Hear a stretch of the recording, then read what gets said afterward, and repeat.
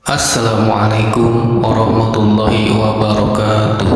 Alhamdulillahirabbil alamin wassalatu wassalamu ala asrofil anbiya'i wal mursalin sayyidina wa maulana Muhammadin wa ala alihi wa sahbihi ajmain. Amma ba'du.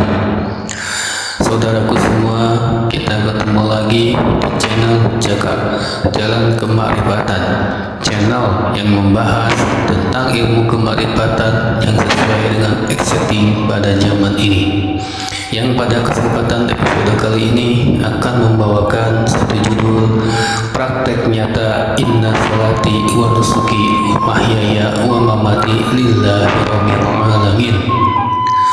Banyak golongan yang mengaku mereka ahli sunnah wal jamaah yang berharap mendapatkan syafaat Rasulullah hanya dengan memperbanyak bacaan judul-judul salawat dan zikir yang hanya sebatas bunyi-bunyian saja.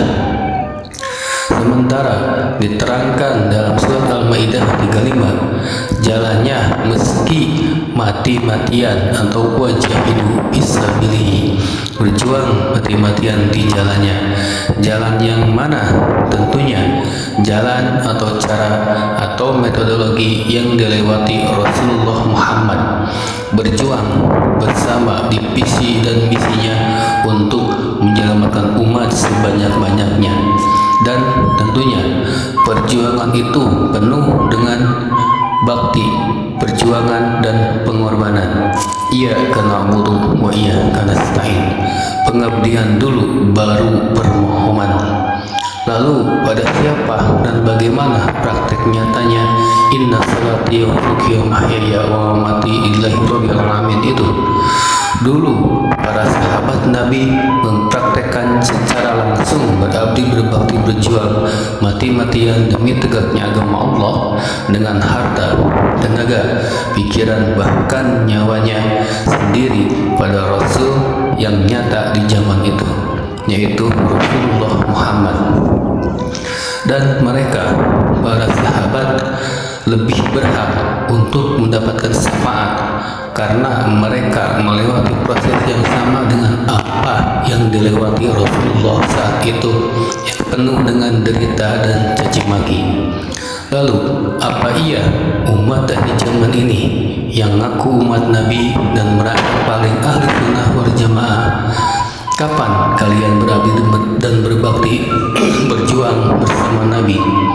Apa cukup hanya dengan perbanyak bacaan judul-judul sholawat dan zikir yang sebatas bunyi-bunyian itu?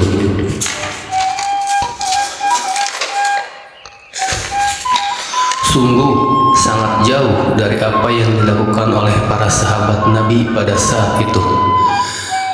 Syafaat itu jangan diminta, karena syafaat akan datang kepadamu dengan sendirinya, asalkan teguh berjuang menjalankan visi misi ketuhanan bersama Rasulullah yang mana sedangkan kalian tidak sejaman dengan Rasulullah di zaman 1440 Masehi yang lalu.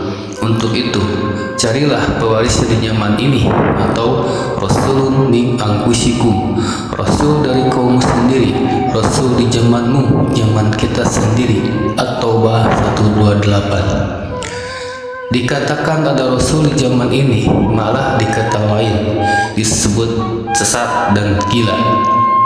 Ini zaman edan. Rasulun min anfusikum kalian ingkari. Umat akhir zaman asyik dengan keyakinan dan kepercayaannya saja yang cocok dengan selera akalnya masing-masing.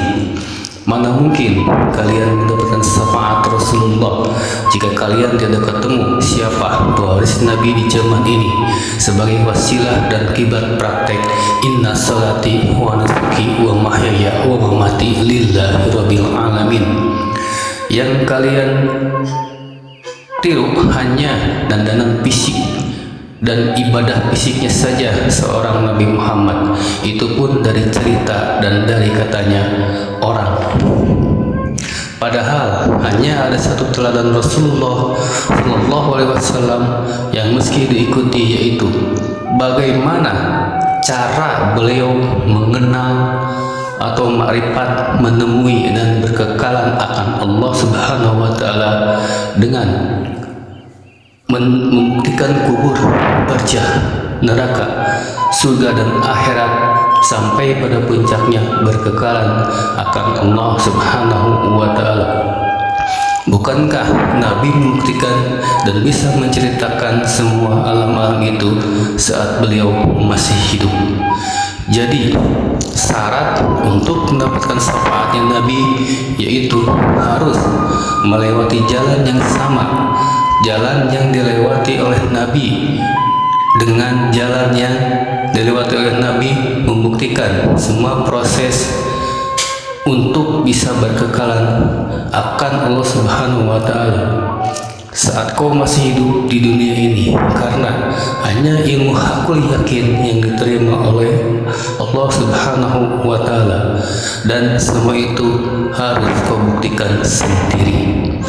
Sahabat channel Jaka Jalan Kemarifatan, mungkin itu saja yang bisa saya sampaikan pada episode kali ini.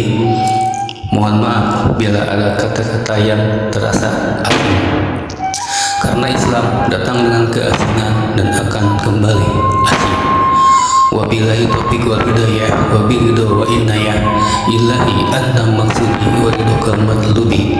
Ini tentang praktek tarekat Naqsabandiyah Khalidiyah Nusantara. Assalamualaikum warahmatullahi wabarakatuh.